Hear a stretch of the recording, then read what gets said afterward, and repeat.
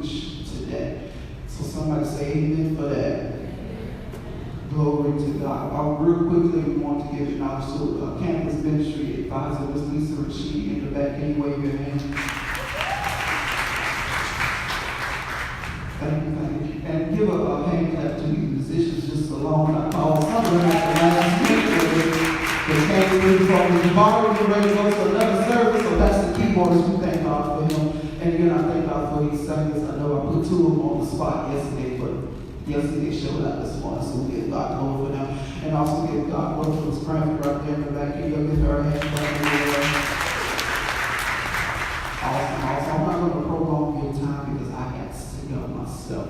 But real quickly, your speaker for this morning, he's no stranger to FVSU. He's a very dear friend to me. We've been friends since 2015. And anytime he's ever needed me, I've always been there for him. Anytime I need him, he's always been there for me. He's a good guy and all around great guy. He's my role model, some people might say, but I don't too much like licensed folks like that. But he's all right. I'm just playing. I love God. I love y'all. But however, your speaker for this morning, he's none other than your king, my brother, my friend, none other than your Mr. Fort Valley State University. Can we stand to our feet and give a hand clap for that? Mr. Ronnie.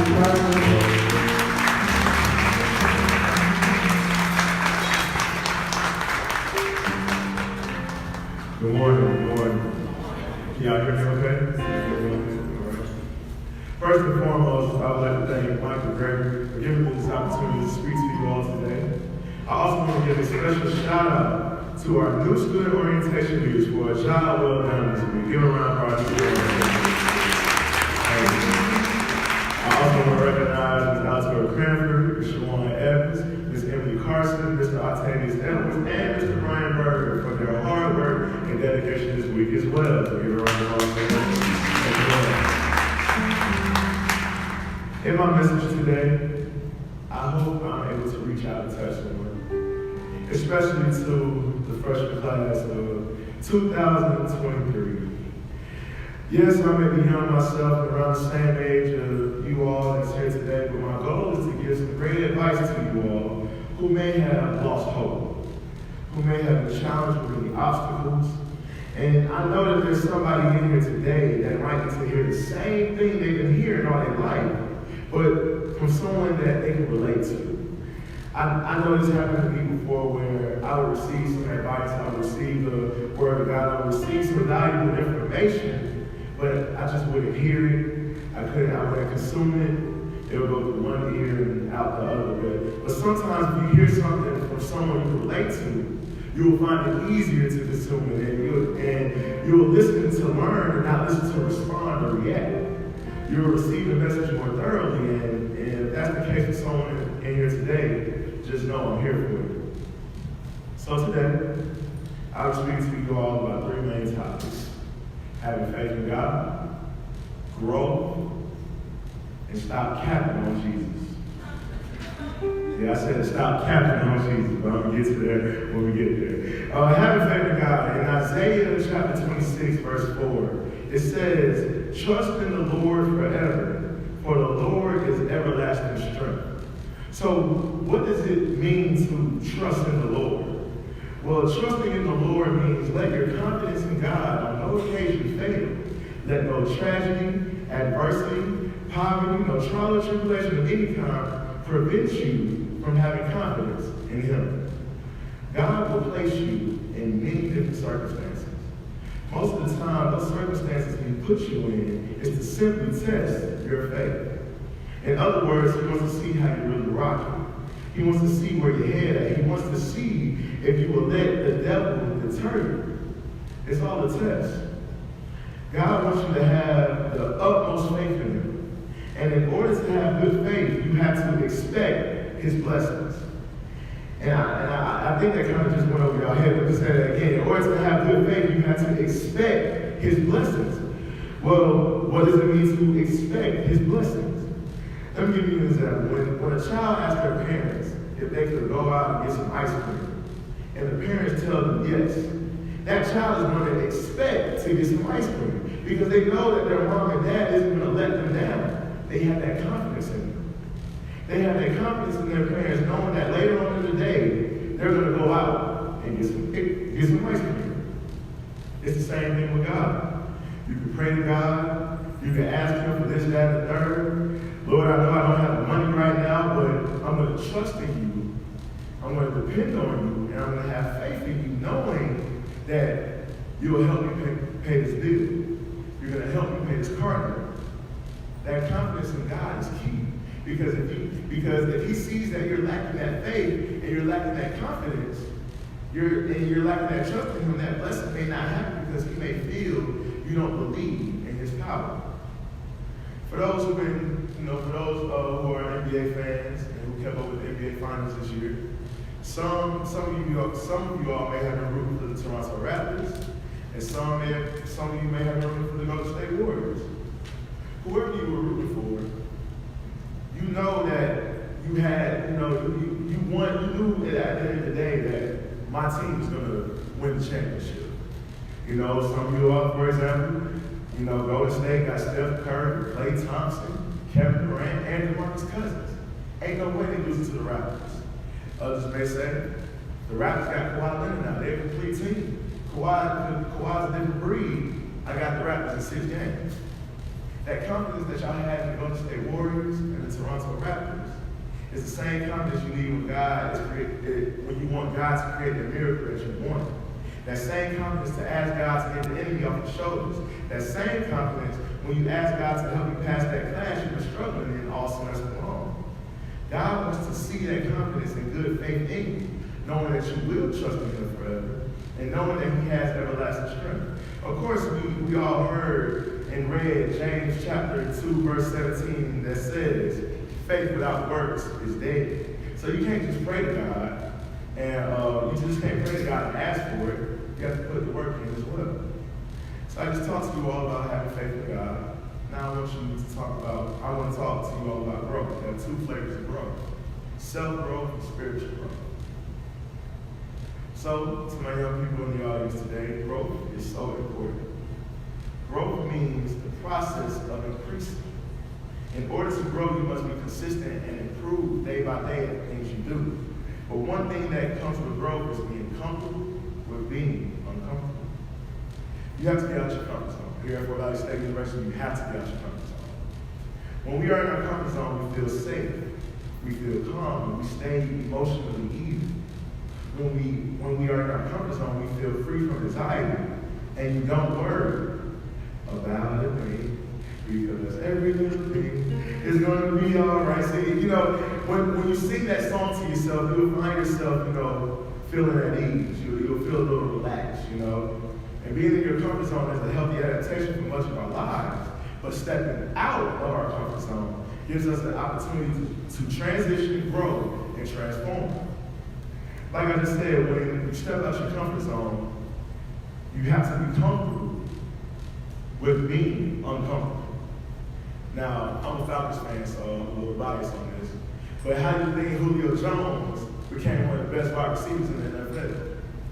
He had to do some things to make him uncomfortable to be the best, if not the best. Kobe Bryant, for example, is the epitome of being comfortable with being uncomfortable. In a documentary, Kobe Bryant said that he wakes up at 3 in the morning just to get to the gym at 4. He trains and works out from 4 a.m. to 6 a.m. He goes home, relaxes, probably eats some breakfast. Then he's back at it again at the gym from 9 to 11 a.m. He then takes another break. Then he's back at the gym from 2 to 4. Then he takes one last break, and now he's back at the gym from 7 p.m. to 9 p.m. And he said, look how much training I have done by simply starting at 4 in the morning. He then proceeded to say, if you do that every day as the years go on, the separation of your competitors and your peers will grow larger and larger. And pretty much as time goes on, they can do as much training as they want to, but they'll never be able to catch up. Can you just imagine how uncomfortable that is? Some of us don't even go to bed till 3 in the morning and keep it real. And guess what? It's the same thing in the classroom. It's the same thing with your studies. You have to be comfortable with being uncomfortable when it comes to studying your academics. There's been plenty of times where I wanted to go out and enjoy time with my friends, but I knew in the back of my mind next morning, I had this exam. And my professor did say that this exam was going to make or break my grade. So I need to be sure that I'm prepared for this exam. And I was uncomfortable with the fact that I had to stay in that night to prepare for the exam the next morning because, we're young, we're in college. We want to enjoy our college days at the end of the day. But I want y'all to know that it's okay. It's okay to miss a party every now and then. It's okay to stay in and study because you got to know what the bigger picture was, and you got to know what's important, and it will show your growth in the process. So being comfortable with being uncomfortable. Being at Wildcat State University, it has pushed me outside of my comfort zone. Over the years, I've witnessed many different students who held powerful positions on and around campus. And the one thing I noticed, that they were outside of their comfort zone.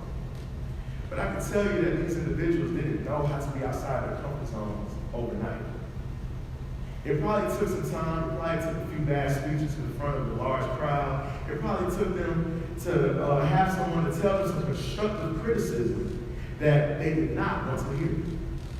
With all the learning curves, mistakes, and failures, eventually they grew.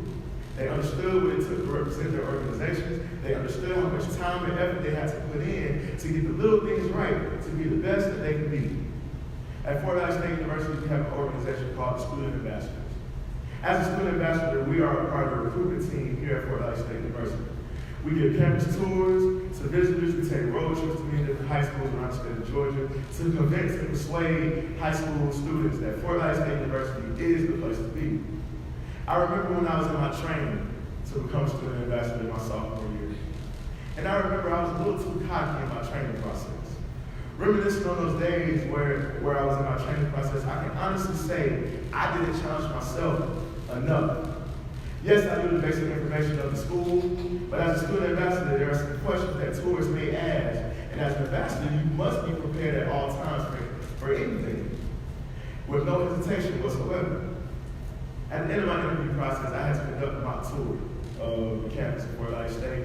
And scoring and observing this mock tour was the director of the ambassadors and one of the lead ambassadors at that point in time. And when I conducted that tour, they asked me many different questions that I never been asked before in my training process. They asked me many different questions that I didn't take the time to think about the possibility of this particular, or of these particular questions being asked on the campus tour. The question they asked me made me so uncomfortable to where I felt like I wasn't going to be selected as a student ambassador. And even if I was selected, I wasn't even sure if I even wanted to be a student ambassador. But one thing I learned from that mock tour is that you must be comfortable with being uncomfortable. Because no matter what you do with this life, people will try to push you to your limits, and you're going to have to come with it at all times. And with anything you do, and once I learned how to be outside of my comfort zone, and to believe in myself, I started to find myself in many great opportunities. And with that being said, I had the honor to serve as the president of the Student Ambassadors last school year, and now I stand before you today as the 12th Mr. Wildcat State University. And what I want you all to understand is that when you believe in yourself and you're willing to learn and grow as an individual, and when you're ready to take on constructive criticism to help you be better, you'll be amazed at your own potential. It's about staying consistent on what you want to do. So I just talked to you about self-growth and getting out your comfort zone, but I want to talk to you about spiritual growth. Are you growing with Christ? I'm going to say that again. Are you growing with Christ? So what do you mean by are you growing with Christ? Well, when you say your grace as you're about to eat your meal, are you saying that basic grace that you were taught when you were 5 years old? Y'all know what I'm talking about, good God. Good God is great, God is good. Let us thank Him for our food, or good bread, good meat, good God, let's eat. You see how basic that is? You know, you got to show more thanks when you do just the little things. Or are you putting more thought and effort on thanking God for the food that you're about to receive? When you pray at night before you go to bed, are you just saying, now lay me down to sleep, I pray my Lord, my soul to keep, if I should die before I wake, I pray the Lord, my soul to take, and that's it? Or are you saying that in then some? Are you putting emphasis on your prayer and asking God for help with things that you really need? Are you asking Him for guidance? Are you thanking him for all of his many blessings? It's time that we grow and develop our relationship with Jesus. He wants to help us. He wants to supply us with all our needs. He wants to show us the way. But the only way we are granted with those blessings the only way that we are granted with those blessings we desire is if we grow with and through him. Which leads me to my next and final topic. Stop capping on Jesus. So, I know the majority of you know what the term cap means. But just in case some of you who don't, in the Urban Dictionary, the word cap is defined as a term that young people say when someone is in the act of lying with a false hope or never flowing through of what they said that they're going to do. And there's a lot of people out here who cap on Jesus all the time. You got folks who cap on Jesus by simply coming to church for the show. They cap on Jesus by coming to church for the show. You got some guys out here that's, hey man, Easter Sunday coming up. I ain't been to church in a minute. I've been, busy. I got to student ASOS. I'm gonna kill them when I get to church. And I'm gonna snap a pic on the ground. And the ground ain't ready for this. That's a form of cap, whether you believe it or not. And you got some females out here, they're gonna be, girl, Easter Sunday coming up. Girl, I'm gonna have this here lady press on. That's my period.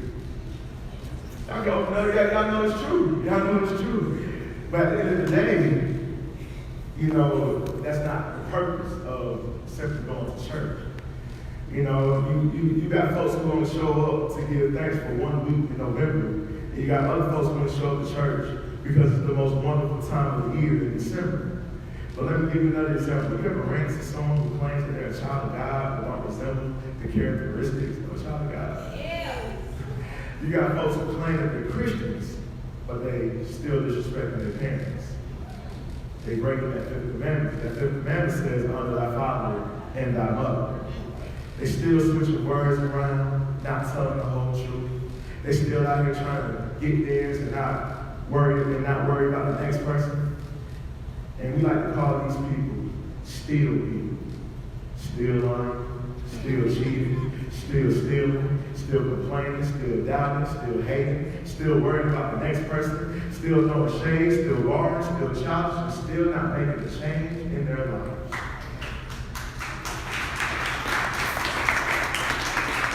You can't claim that you're a Christian and you're still doing these things.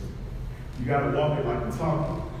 And I know the song is a little old, but if you can walk it like you're talking with the Migos, then you can walk it like you're talking with Jesus too. My young people realize that God doesn't like inconsistency. God doesn't want us sometimes and every now and again, and I'll do it when I feel like a servant. God provides so much for us every day that he only asks us for one thing, to give him praise and thanks for what he has done for us. Going back to what I said earlier about going with Christ in prayer, some of us want to pray to God when we're in trouble.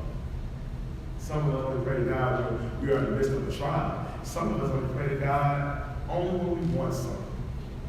That's a form of cap. You should be praying to God every day just for the little things. The food on your table, the clothes on your back, the roofs over your head.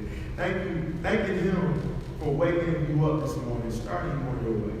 And just from personal experience, if you don't keep God first in your everyday life, he has ways to catch your attention. And you don't want that at all. But you see, that's the good thing about God, because he'll notice you haven't been coming to him lately. He'll notice that you're trying to do things on your own. He'll notice that you're going off track just a little bit. He will do something to cause some controversy in your life. He might put an obstacle in your path. He might be the cause of something that you had no idea where it came from, just to get your attention. God's really just saying, hey, I'm still up here. Why haven't you checked in as of late? That's all he wants us to do. We tend to make things harder than what it really is, when it can all be so simple. So, I want to tell you all a story about a grandson that was living with his grandmother all of his life. His grandmother took him in when he was little and taught him everything he needed to know to get him through life. He was raised in the church and he knew how God operated. As the young boy's life went on, it was about that time he was ready to go off to college. As he's getting ready to depart from his grandmother, the grandmother asked him to do him a few things. He said, call her every now and then, pray daily, and read the Bible that she gave him as he's going away with it. As time went on, the boy checked in with his grandmother. You know, he calls grandma. Grandma answers the phone. Hey, grandson, how you doing? The boy responded, everything's all right, grandma. I was just checking in with you. The grandma just said, I'm all right. I'm just happy. I'm happy all is well with you, but I just got one question. Did you get a chance to start reading your Bible? The boy replied, nah, not yet, grandma. I ain't reading my Bible yet. I'm sorry. Grandma said, well, make sure you do. It'll give you everything you need, I promise you. A few more weeks went by, and the boy called his grandmother, but he was feeling a little down. He called his grandmother, explaining how things had been kind of rocky with him as of late. He explained how he's been kind of slipping in his classes, and he hasn't been able to sleep well at night, and he's running low on money. The grandmother replied, well, grandson, I don't know what to tell you, but college is a big responsibility. And I know I've prepared you for it, and I've given you everything that I've given you everything that I have, and I've given you everything that you need.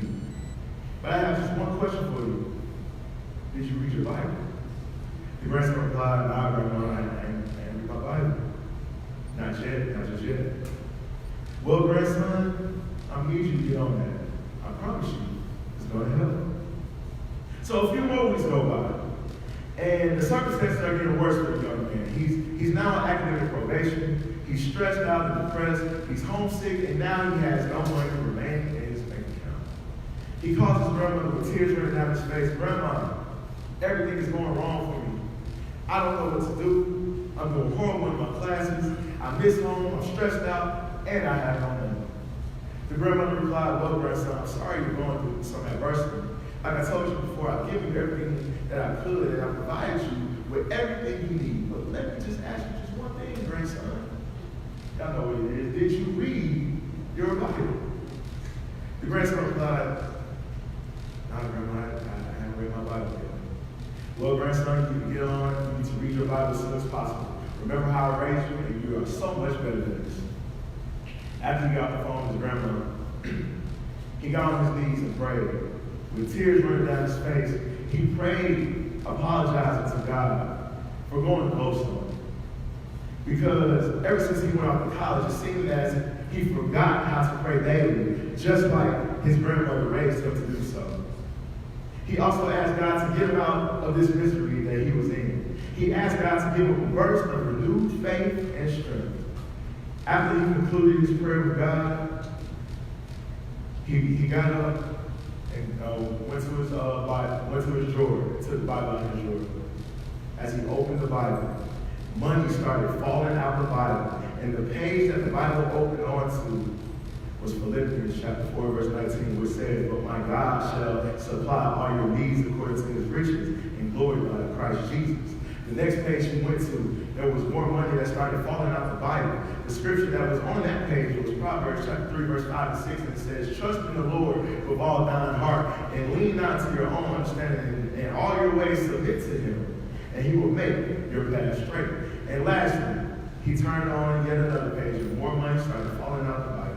And he so happened to turn on to Isaiah chapter 26, verse 4, and this verse says, trust in the Lord forever, for the Lord is everlasting strength. So before I take my seat, what I want to leave with you all today is that if you keep your faith in God, God will see you through many things that may come to your life.